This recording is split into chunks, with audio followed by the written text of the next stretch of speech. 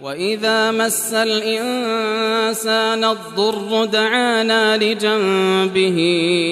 أو قاعدا أو قائما فلما كشفنا عنه ضره مر كأن لم يدعنا إلى ضر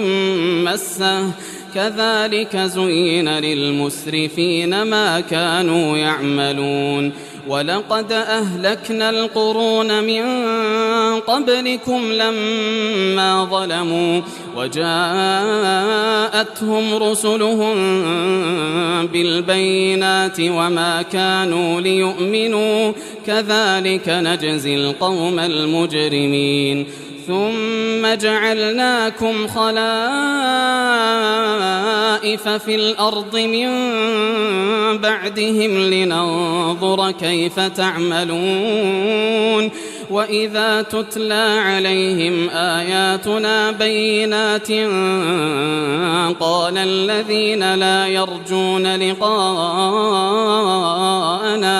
قال الذين لا يرجون لقاءنا ائت بقرآن غير هذا أو بدله قل ما يكون لي أن أبدله من تلقاء نفسي إن أتبع إلا ما يوحى إلي إني أخاف إن عصيت ربي عذاب يوم عظيم قل لو شاء الله ما تلوته عليكم ولا أدراكم به فقد لبثت فيكم عمرا من قبله أفلا تعقلون فمن أظلم ممن افترى على الله كذبا أو كذب بآياته إنه لا يفلح المجرمون ويعبدون من